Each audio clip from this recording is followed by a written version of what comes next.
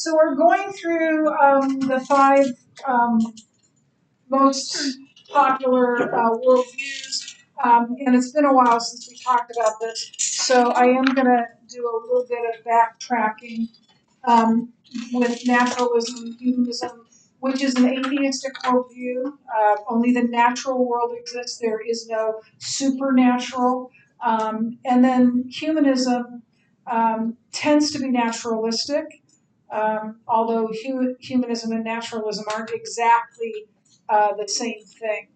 But they are generally atheistic and believe that human beings can solve all of the ills that we have, even though we never have in all of recorded history. We haven't done that. And then we were kind of coming to the end of postmodernism, which most people believe is the current worldview of the Western world.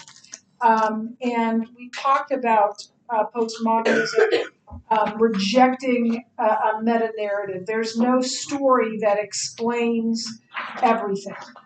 And we talked about that very early in the year with creation, fall, and restoration, the story of the Bible.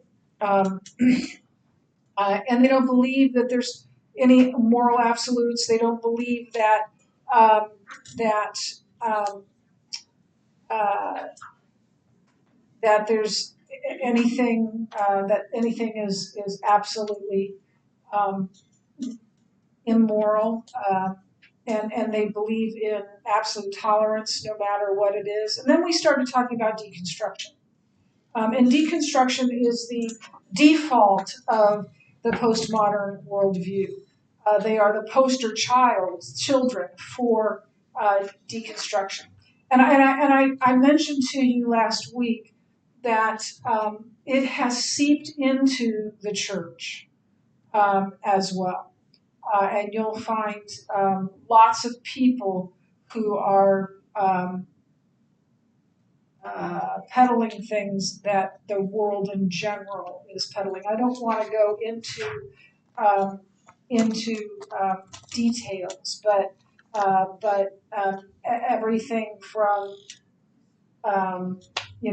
Jesus isn't the only way to talking about gender and other things like that.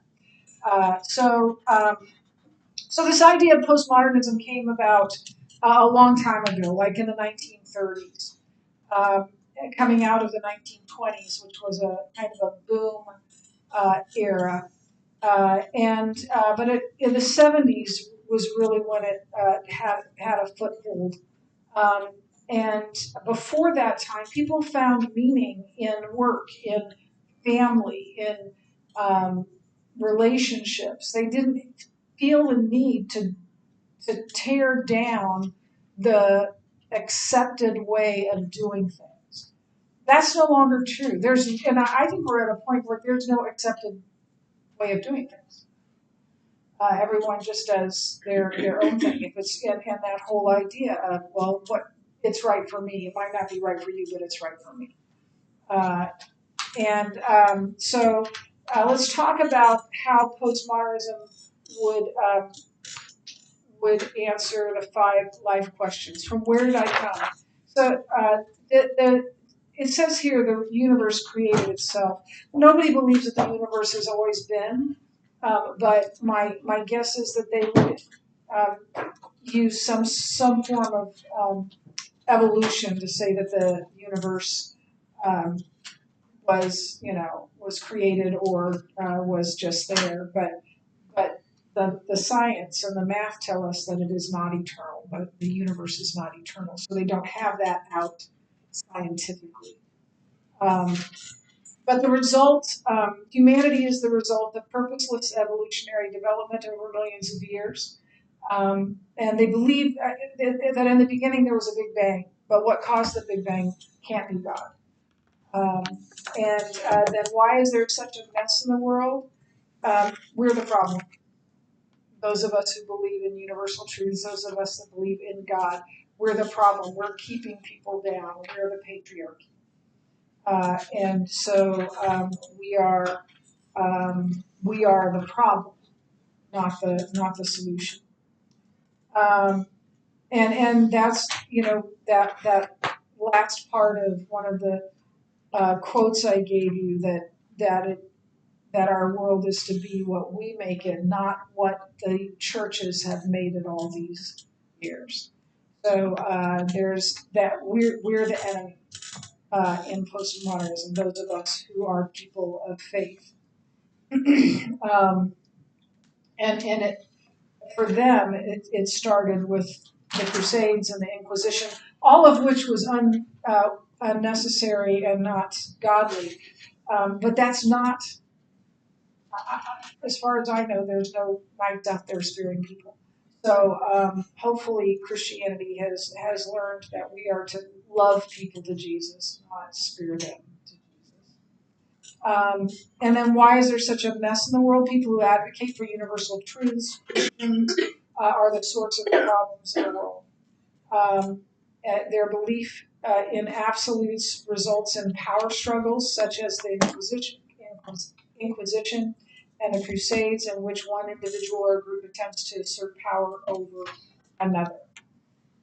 I don't know about your church, but none of us have started an Inquisition at Brookside, so I don't think that's really very germane to this thing. So,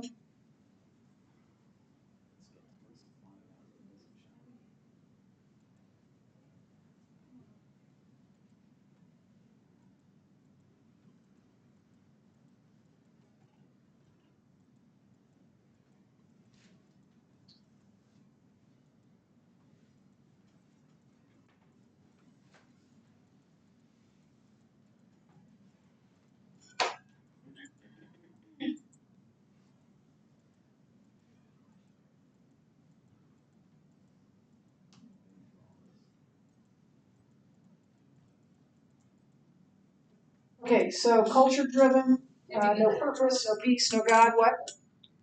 Watch the clip. What was the clip?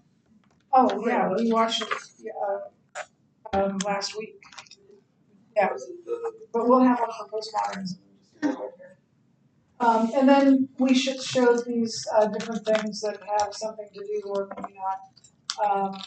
Now, Pulp Fiction. Anybody seen Pulp Fiction? Okay, so you're gonna have to help. But it isn't in order, is it? Yeah. So you know how a story you've got this storyline that you can follow.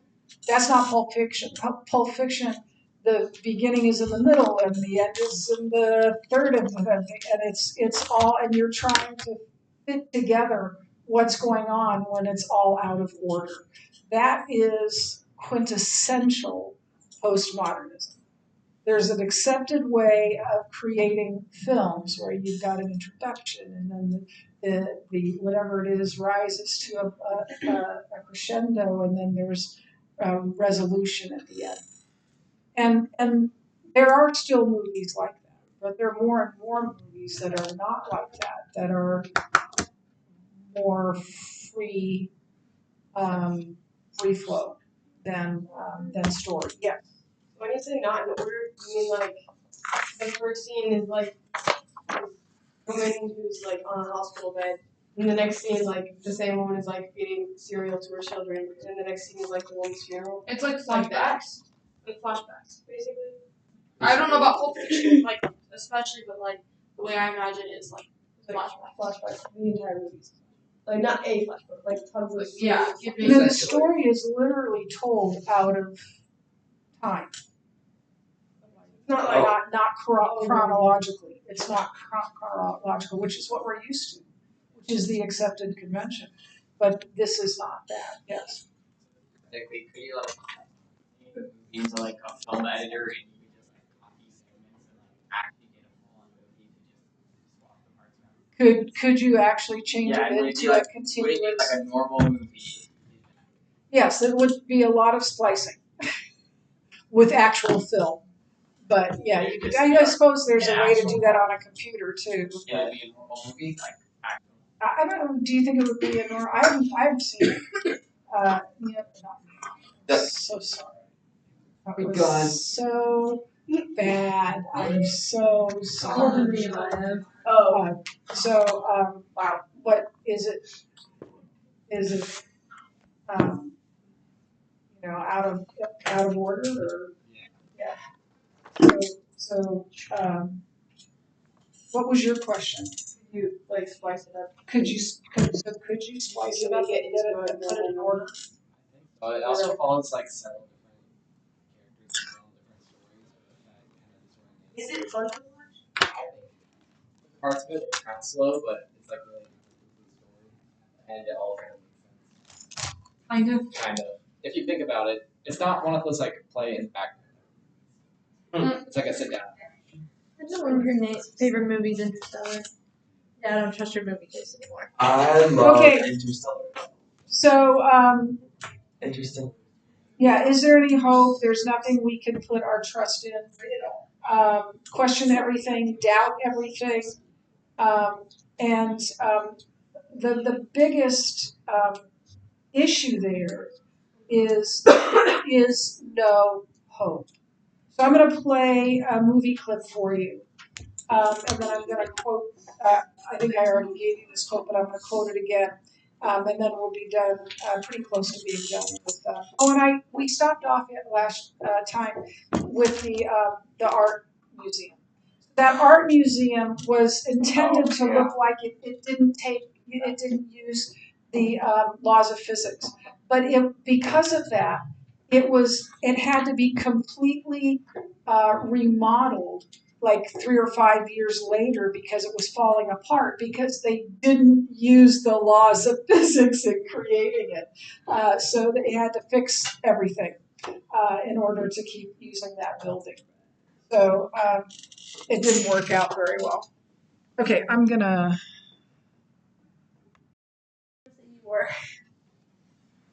Well, you. Blah, blah, blah, blah. We're gonna talk about Okay. where we were. So that's postmodernism. And those boys, this is where this comes in. So those boys didn't care. They didn't care what they were doing. They didn't care, especially that one, didn't care if he hurt anyone. He was going to do what he wanted to do. And I told you this last week, but I'm going to tell it again. That Brenda Council, who was a member of the Omaha Council, City Council years ago, came to our church and she said, and this I've never forgotten this. She said, for those who live without hope, consequences mean nothing. They were living without hope in that movie, and postmodernism is a hopeless worldview. There is no hope in the world. So consequences mean nothing. Go ahead and put the car into the lake. He's ticking me off. I'll just get rid of him. That's a big part of postmodernism. What is my purpose in life? We must each continually question everything in our world, applying the postmodern practice of deconstruction. We must also be tolerant of everything except, I added this, anything or anyone who advocates for absolute truth. That must be torn down as well. And tolerance for anything, everything else. And then what happens when I die? The human body experiences physical death and nothing more beyond this life. So, okay,